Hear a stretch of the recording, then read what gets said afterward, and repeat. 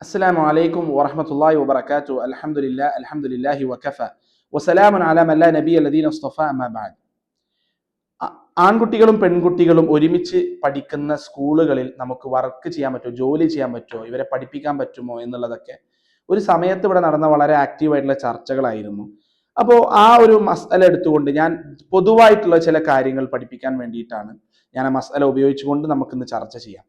അപ്പോൾ ഇവിടെ ആൺകുട്ടികളും പെൺകുട്ടികളും ഒരുമിച്ച് ഉള്ള കോളേജുകളിലും സ്കൂളുകളിലും നമുക്ക് പഠിപ്പിക്കാൻ പറ്റുമോ എന്നുള്ള ചോദ്യം, ആ ചോദ്യം എന്നുള്ളത് അതിന്റെ അടിസ്ഥാനപരമായ പ്രശ്നം ജെൻഡേഴ്സ് തമ്മിൽ, സ്ത്രീയും പുരുഷനും മിക്സ് ചെയ്യുന്ന, കലരുന്ന, ഒരുമിച്ച് ഒരു സ്ഥലത്ത് പഠിക്കുന്നതിന്റെ പ്രശ്നമാണ്. അപ്പൊ ആ സ്ത്രീയും പുരുഷനും ഒരുമിക്കുന്ന എല്ലാ മേഖലക്കും നമുക്ക് ഉതകുന്ന രീതിയിൽ, അല്ലെങ്കിൽ നമുക്ക് മനസ്സിലാക്കാൻ പറ്റുന്ന രീതിയിൽ ചില ബേസിക് ആയിട്ടുള്ള കാര്യങ്ങളാണ് ഈ വീഡിയോയിലൂടെ ഞാൻ ചർച്ച ചെയ്യാൻ ഉദ്ദേശിക്കുന്നത്. അപ്പോൾ സ്ത്രീകളും പുരുഷന്മാരും ഒരുമിക്കുന്നതിനെ ബന്ധപ്പെട്ടിട്ട്, അതിന് കോളേജ് ആയിക്കോട്ടെ എവിടെയാണെങ്കിലും ആയിക്കോട്ടെ, ഷറഇന് ചില ബേസിക് ആയിട്ടുള്ള ഒരു ഗൈഡ് ലൈൻസ് ഉണ്ട്, ചില നിർദ്ദേശങ്ങളുണ്ട്. ആ നിർദ്ദേശം അത് കോമൺ ആണ്. ആ നിർദ്ദേശം പാലിച്ചുകൊണ്ടാണ് എന്നുണ്ടെങ്കിൽ നമുക്കൊരു പരിധി വരെ സ്ത്രീകളും പുരുഷന്മാരും സംസാരിക്കുന്നതിലോ ഇന്ററാക്ട് ചെയ്യുന്നതിലോ കുഴപ്പമില്ല. അപ്പൊ എന്താണ് അവിടെ സംഭവം എന്ന് വെച്ച് കഴിഞ്ഞാൽ, ചില കാര്യങ്ങൾ വളരെ ശക്തമായി പറയുകയും ബാക്കി കാര്യങ്ങൾ നമ്മുടെ സംസ്കാരത്തിനും നമ്മുടെ കൾച്ചറിനും വിട്ടുതരുന്നു എന്നുള്ളതാണ് നമുക്കിത് അനലൈസ് ചെയ്യുമ്പോൾ കാണാൻ സാധിക്കാം. ഇപ്പൊ പ്രവാചകൻ സല്ലല്ലാഹു അലൈഹി വസല്ലം പറയുന്നുണ്ട്, ഒരു പുരുഷനും ഒരു സ്ത്രീയുടെ അടുത്തേക്ക് കയറരുത് അവരുടെ ഭർത്താവ് വീട്ടിലില്ലാത്തപ്പോൾ. ആ വീട്ടിലേക്ക് കയറാൻ പാടില്ല, അവരുടെ ഭർത്താവില്ല, അപ്പൊ ആ സ്ത്രീ മാത്രം ഒറ്റക്കാണ് വീട്ടിലെന്നുണ്ടെങ്കിൽ ഒരു പുരുഷനും അവിടേക്ക് എന്തൊരാവശ്യത്തിനാണെങ്കിലും ശരി അങ്ങോട്ട് കയറി ചെല്ലാൻ പാടില്ല, അവന്റെ കൂടെ മറ്റൊരു പുരുഷനില്ലാതെ. അഥവാ ഹൽവ, സ്ത്രീയും പുരുഷനും ഒറ്റക്കാവുക ഒരു റൂമിൽ എന്നുള്ളത്, അത് ഇസ്ലാം നിഷിദ്ധമായി അല്ലെങ്കിൽ വിമർശിച്ചിട്ടുണ്ട്, അതിനെ നിഷിദ്ധമാക്കിയിട്ടുണ്ട്, അതിനെ ഹറാമാക്കിയിട്ടുണ്ട്. അപ്പൊ അത് സംഭവിക്കാൻ പാടില്ല എന്നുള്ളതാണ് ഒന്നാമത്തെ ഏറ്റവും സ്ട്രിക്റ്റ് ആയിട്ടുള്ള ഗൈഡ് ലൈൻ. രണ്ടാമത്തെ കാര്യം ഇവരുടെ വസ്ത്രധാരണയാണ്. അത് സ്ത്രീ ആയിക്കോട്ടെ പുരുഷനായിക്കോട്ടെ, അതിന് കോളേജിൽ പഠിക്കുന്നതായിക്കോട്ടെ പുറത്ത് നടക്കുന്നതായിക്കോട്ടെ, സ്ത്രീക്കും പുരുഷനും അവർക്ക് കൃത്യമായി ഒരു ഡ്രസ്സ് ഉണ്ട്, അതിൻ്റെ ഒരു ഗൈഡ് ലൈൻ ഉണ്ട്. അവർ മാന്യമായി വസ്ത്രം ധരിച്ചിരിക്കണം എന്നുള്ളതാണ് രണ്ടാമതായി ഉള്ള മറ്റൊരു മാനദണ്ഡം, കൃത്യമായി സ്ട്രിക്റ്റ് ആയി പറയുന്ന ഒരു മാനദണ്ഡം. മൂന്നാമത്തെ കാര്യം എന്നുള്ളത്, ഇവർ തമ്മിൽ സംസാരിക്കുമ്പോൾ, സ്ത്രീയും പുരുഷനും തമ്മിൽ സംസാരിക്കുമ്പോൾ അതിൽ ഫ്ലേർട്ടേഷ്യസ് ആയിട്ടുള്ള ടോക്ക് വരാൻ പാടില്ല. അഥവാ നമ്മൾ സ്ത്രീകളോട് അന്യ സ്ത്രീയും പുരുഷനും സംസാരിക്കുമ്പോൾ അത് വ്യഭിചാരത്തിലേക്ക് നയിക്കും എന്നുള്ള രൂപത്തിലുള്ള സംസാരം മാത്രമാണ് അത് ഹറാമായിട്ടുള്ളത്. ആവശ്യങ്ങൾക്ക് സംസാരിക്കുന്നതെല്ലാം ജായിസാണ്. അഥവാ ഒരു അന്യ സ്ത്രീ, ഇപ്പൊ നമ്മളൊരു അന്യ സ്ത്രീയോട് സംസാരിക്കുന്നുണ്ടെങ്കിൽ അത് നമുക്ക് എന്തെങ്കിലും ഒരു ആവശ്യത്തിനാണ് സംസാരിക്കുന്നത്, അല്ലെങ്കിൽ ഒരു ആവശ്യങ്ങളുടെ ഭാഗമായിട്ടുള്ള സംസാരമാണെങ്കിൽ അത് ജായിസാണ്, അത് അനുവദനീയമാണ്. എന്നാൽ ഫ്ലേർട്ടേഷ്യസ് ആയിട്ട് സംസാരിക്കാൻ തുടങ്ങുന്ന നിമിഷം മുതൽ ആ സംസാരം ഹറാമാണ്. ഇതാണ് നമ്മൾ മനസ്സിലാക്കേണ്ട കൃത്യമായിട്ടുള്ള മാനദണ്ഡം. ഇത് മനസ്സിലാക്കിയില്ലെങ്കിൽ നമുക്ക് പല ഡൗട്ട്സും ഉണ്ടാവും. നമുക്കിപ്പോൾ അവരോട് സംസാരിക്കാൻ പറ്റുമോ, ഇവരോട് സംസാരിക്കാൻ പറ്റുമോ, ഏത് സ്ത്രീയോട് നമുക്ക് സംസാരിക്കാം, പക്ഷെ അത് എന്തിനു വേണ്ടിയായിരിക്കും, ആവശ്യങ്ങൾക്ക് വേണ്ടിയിട്ടായിരിക്കണം, അല്ലെങ്കിൽ അനാവശ്യ സംസാരം ആവരുത്. അനാവശ്യമായ സംസാരം, ഫ്ലേർട്ടേഷ്യസ് ആയിട്ടുള്ള സംസാരം മാത്രമേ ഒരു സ്ത്രീയോട് ചെയ്യാൻ പാടില്ലതായിട്ടുള്ളൂ. അത് നമ്മൾ കൃത്യമായി മനസ്സിലാക്കുക. ഇനി എത്രത്തോളം ഇവർക്ക് മിക്സ് ചെയ്യാൻ പറ്റും? ഇപ്പോ ചില കൾച്ചേഴ്സിൽ ഇപ്പോൾ സ്ത്രീയും ഭാര്യ ഭർത്താക്കന്മാരും, വ്യത്യസ്ത ഭാര്യ ഭർത്താക്കന്മാർ ഒരുമിച്ചിരുന്ന് ഭക്ഷണം കഴിക്കാൻ പറ്റുമോ, സംസാരിക്കാൻ പറ്റുമോ എന്നൊക്കെ ഉള്ളത് ഇത് വളരെ കൾച്ചർ സെൻസിറ്റീവ് ആയിട്ടുള്ള കാര്യമാണ്. പിന്നെ നമ്മുടെ നാട്ടിൽ ഇത് ചോദിക്കുമ്പോൾ ആളുകൾ അത്ഭുതപ്പെടും, കാരണം ഇതിവിടെ സർവ്വസാധാരണയായി നടക്കുന്ന കാര്യമാണ്.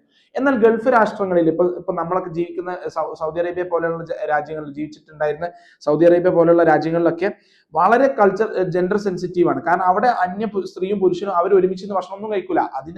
അവരുടെ കൾച്ചർ അങ്ങനെയാണ്, അവരുടെ സൈക്കി അങ്ങനെയാണ് രൂപപ്പെട്ടിട്ടുള്ളത്. അഥവാ പുരുഷന്മാർ മുഴുവൻ ഒരു ഭാഗത്തും സ്ത്രീകൾ മുഴുവൻ മറ്റൊരു ഭാഗത്തും ഇരുന്നിട്ടാണ് ഭക്ഷണം കഴിക്കുക. ഇത് അവരുടെ കൾച്ചറിന്റെ ഭാഗമാണ്. ഈ കൾച്ചറിന്റെ ഭാഗമാണ് എന്ന് പറയാനുള്ള മറ്റൊരു കാരണം കൂടി ഉണ്ട്. കാരണം ഇമാം മാലിക് മുവത്തയില് ഒരു മനുഷ്യൻ ഇമാം മാലിക്കിനോട് ചോദിക്കുന്നുണ്ട്, ഒരു സ്ത്രീയും പുരുഷനും അവർക്ക് അവരുടെ ഒരു ഗസ്റ്റ് വന്നു കഴിഞ്ഞാൽ അവരുടെ കൂടെ ഇരുന്ന് ഭക്ഷണം കഴിക്കുക, അഥവാ ഈ ഭാര്യയും ഭർത്താവിനും അവരുടെ വീട്ടിലേക്ക് വരുന്ന മറ്റൊരു ഭാര്യയുടെയും ഭർത്താവിന്റെയും കൂടെ ഇരുന്ന് ഭക്ഷണം കഴിക്കാൻ പറ്റുമോ എന്ന് ചോദിച്ചപ്പോ ഇമാം മാലിക് പറഞ്ഞത് അതൊരു തെറ്റല്ല, അവരുടെ സംസ്കാരം അത് അനുവദിക്കുന്നുണ്ടെങ്കിൽ അതൊരു തെറ്റല്ല എന്നാണ് ഇമാം മാലിക് റഹിമഹുല്ല പറയുന്നത് മുവത്തയിൽ.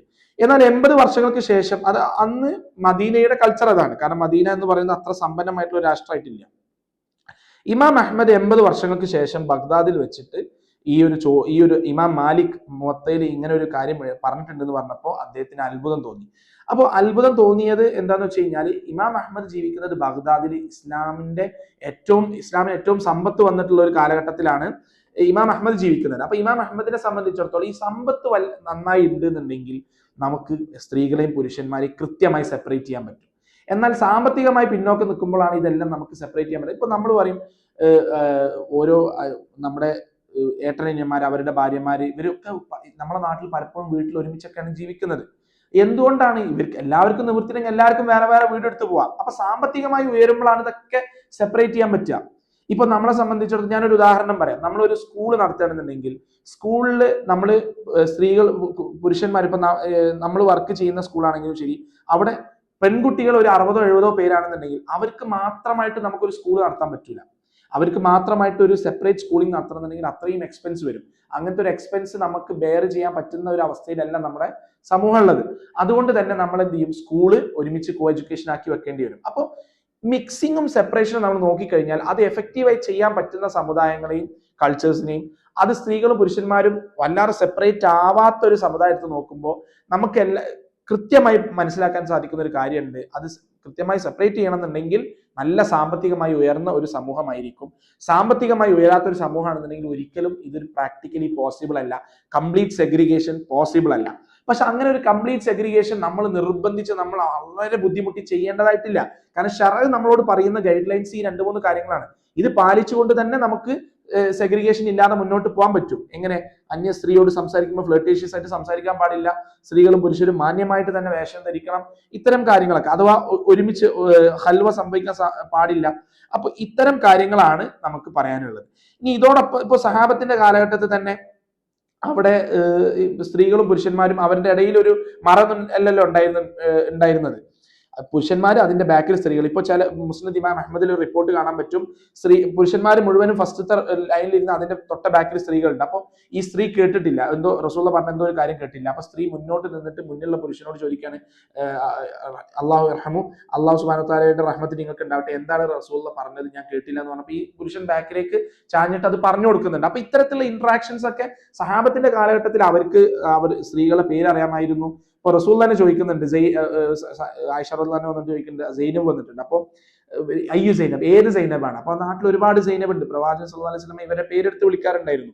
അപ്പൊ ഇന്ന് ഇപ്പൊ നമ്മൾ ഈജിപ്തിൽ അല്ലെങ്കിൽ ഈജിപ്തിലുള്ള ആളുകളോടും സൗദിയിലുള്ള ആളുകളോടൊക്കെ നമ്മൾ സംസാരിക്കുമ്പോൾ അവർക്ക് ഒരു അവരുടെ സുഹൃത്തുക്കളുടെ അല്ലെങ്കിൽ അവരുടെ പരിചയത്തിലുള്ള ആളുകളുടെ ഭാര്യമാരെ പേര് പറയാൻ തന്നെ ആ പേര് പറയുന്നത് തന്നെ എന്തോ വലിയ പ്രശ്നമാണ്. അപ്പൊ പക്ഷെ സഹാബത്തിന്റെ കാലഘട്ടത്തിൽ അത്രയും സെഗ്രിഗേഷൻ ഇല്ല. അപ്പൊ ഇതെല്ലാം കൾച്ചർ സെൻസിറ്റീവ് ആണ് എന്നതുകൂടി നമ്മൾ മനസ്സിലാക്കേണ്ടതുണ്ട്. അതോടൊപ്പം നമ്മൾ പറയേണ്ടത്, ഒരുപാട് പഠനങ്ങൾ നമുക്ക് പറയുന്നത് അഡോളസന്റ് ഏജിൽ ആൺകുട്ടികളും പെൺകുട്ടികളും സെപ്പറേറ്റ് ആയി പഠിക്കുന്നത് തന്നെയാണ് ഏറ്റവും ഉത്തമമായിട്ടുള്ള കാര്യം. കാരണം അവരുടെ അക്കാഡമിക്സിന് ഉതകുന്ന രൂപത്തിൽ, അഥവാ ഇവർ അത്രയേറെ ഓപ്പോസിറ്റ് ജെൻഡേഴ്സ് അട്രാക്ട് ചെയ്യുന്ന ഒരു കാലഘട്ടമാണ് അഡോളസന്റ് ഏജ്. ആ സമയത്ത് നമ്മൾ അവർക്ക് മിക്സ് ചെയ്യാനും അവർക്ക് ഒരുമിച്ച് ജീവിക്കാനുള്ള സാഹചര്യം ഉണ്ടാവുക എന്നുള്ളത് അത് കുറച്ച് പ്രയാസം തന്നെയാണ്. അത് കൺട്രോൾ ചെയ്യാൻ വളരെ വലിയ പ്രയാസമാണ്. കാരണം ഇപ്പോൾ US പോലത്തെ രാഷ്ട്രങ്ങളിലൊക്കെ പഠനങ്ങൾ ഇറങ്ങിയിട്ടുണ്ട്. ഹൈസ്കൂളിൽ പഠിക്കുന്ന 60% ടീനേജേഴ്സും ഇതുപോലെ ലൈംഗിക ബന്ധത്തിൽ ഏർപ്പെട്ടിട്ടുണ്ടായിരുന്നത് എന്ന് സൂചിപ്പിക്കുന്ന പഠനങ്ങൾ.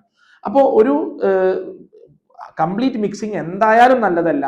അതുപോലെ തന്നെ വളരെ ഹാർഷായിട്ടുള്ള, വളരെ സ്ട്രിക്റ്റ് ആയിട്ടുള്ള ഒരു സെഗ്രിഗേഷൻ, അത് ഒരു സമൂഹത്തിൽ അങ്ങനെ ഒരു സംഭവം ഇല്ലാത്തപ്പോൾ നേരെ ചെന്നിട്ട് ഒരു ഹാർഷായിട്ടൊരു സെഗ്രിഗേഷൻ നമ്മൾ അങ്ങോട്ട് നടപ്പിൽ വരുത്തുക എന്ന് പറഞ്ഞാൽ അതും നടക്കുന്ന കാര്യമില്ല. അത് കൗണ്ടർ പ്രൊഡക്റ്റീവ് ആവും. നമുക്ക് വേണ്ടത് ഒരു ഹെൽത്തി ആയിട്ടുള്ള, ഒരു പതുക്കെ ഒരു ഓർഗാനിക് ആയിട്ടുള്ള ഒരു സെപ്പറേഷൻ ആണ്. അപ്പം മനസ്സിലാക്കേണ്ട കാര്യം എന്താണെന്ന് വെച്ച് കഴിഞ്ഞാൽ, ഇതൊക്കെ നമ്മൾ ചർച്ച ചെയ്യുന്നത് നമുക്ക് അള്ളാഹു സുബ്ഹാനഹു വ തആലക്ക് പൊരുത്തമുള്ള രൂപത്തിൽ ജീവിക്കാൻ വേണ്ടിയിട്ടാണ്. അള്ളാഹു സുബ്ഹാനഹു വ തആലയുടെ വിധിവിലക്കുകൾ ജീവിതത്തിൽ പരമാവധി പാലിക്കുമ്പോഴാണ് നമുക്ക് അതുവഴി നാളെ പരലോകത്ത് രക്ഷപ്പെടാൻ പറ്റുകയുള്ളൂ എന്നുകൂടി നമ്മൾ മനസ്സിലാക്കണം. അള്ളാഹു സുബ്ഹാനഹു വ തആല കാര്യങ്ങൾ ഉൾക്കൊള്ളുന്നതിൽ നമ്മെ ഉൾപ്പെടുത്തി അനുഗ്രഹിക്കുമാറാകട്ടെ. അസ്സലാമു അലൈക്കും വറഹ്മത്തുള്ളാഹി വബറകാതുഹു. മലികുൽ ഹഖ് വലാ തഅജൽ ബിൽ ഖുർആനി മിൻ ഖബ്ലി അൻ യുഖ്ദാ